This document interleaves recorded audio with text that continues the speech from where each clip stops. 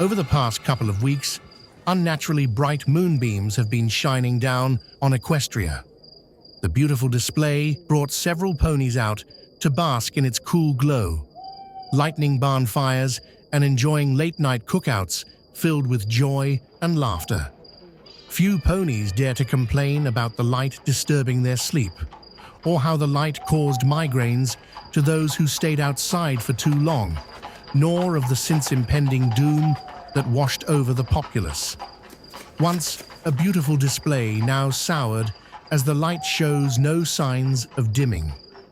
As a strange flu beings to spread and ponies begin to disappear, Princess Celestia sends out a message to avoid the night air as it spreads the flu and to not worry about missing family members, as she has her personal guard on the lookout to bring them into custody.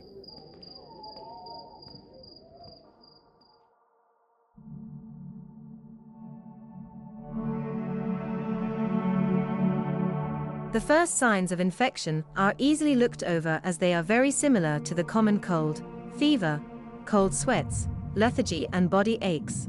One unique aspect of this sickness is an additional symptom, involuntary movements, spasms about the neck and head. Example images of subject A having a spasm.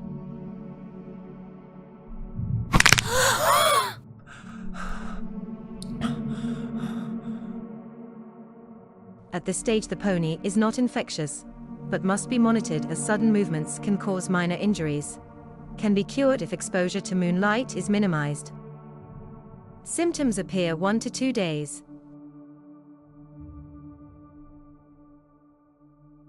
Symptoms persist and are now coupled with tremors and paranoia. Due to constant spasms, the neck muscles have seized up and make it very painful to look down. Due to subject's paranoia, all hospital staff are advised to work in groups of 3 or more to avoid being left alone with subject for extended periods of time. Subject is a flight risk and is not cleared to be allowed outside of the quarantine area for extended periods of time. Subject A exhibiting distress after being denied access to the hospital's garden at night. Subject is not infectious at this stage. Approach with caution. Later observation of subjects C and D proof that decreased exposure to the light will reduce major symptoms. We have yet to see if these treatment options will work as a cure. Fever has broke as new symptoms arise. Excess drool, pulling in mouth, insomnia, hair loss, loss of appetite, and joint pain. Paranoia persists, with patient lashing out more often along with him gaining a tendency to bite. No bites have been recorded to break skin, though doctor has enforced a new protocol to ensure risk of infection is minimal. Patients' joint pains are located mostly around the neck due to their spasms. Doctor is looking into treatment options. Subject A watching hospital staff. New protocol. To protect you and the patient, keep a safe distance of 3 feet or more. Do not enter the enclosure without a stun baton. Wear proper PPE that is secured tightly.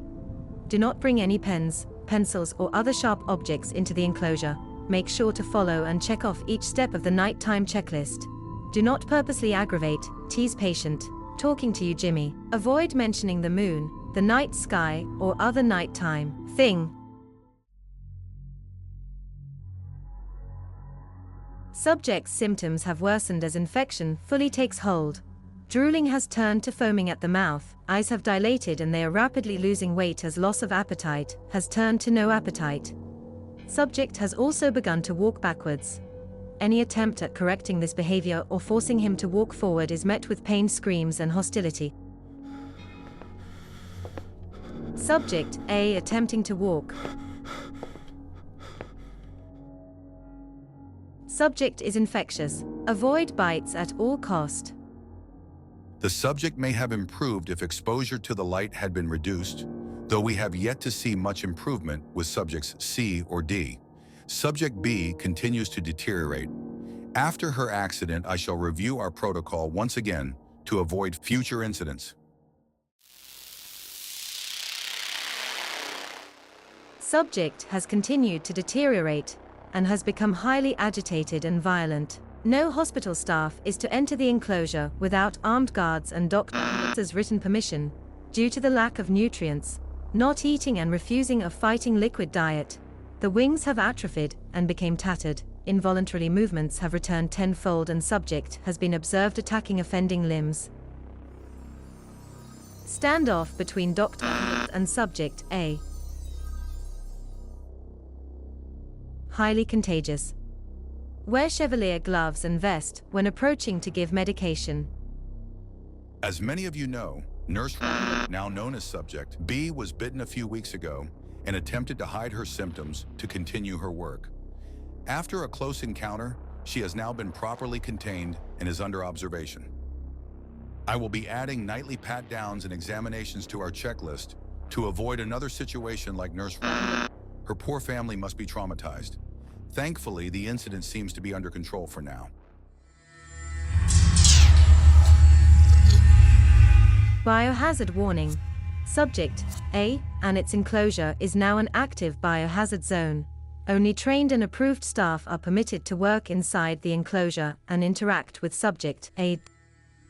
All staff and guards must have an approved PPE when entering restricted areas. Avoid direct eye contact with subject and pre-form tests as quickly as possible. Avoid sudden movements, and if subject becomes agitated, leave the enclosure immediately. Avoid contact with subject's bodily fluids. If PPE is soiled, take a disinfectant shower before removing PPE.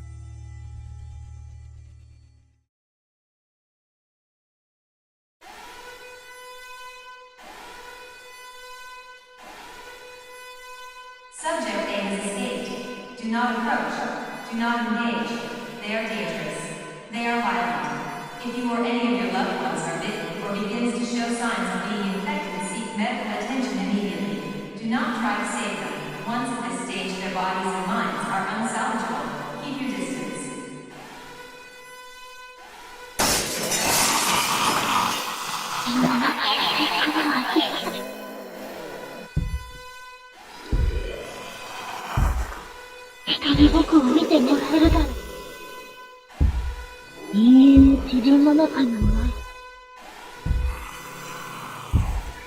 Life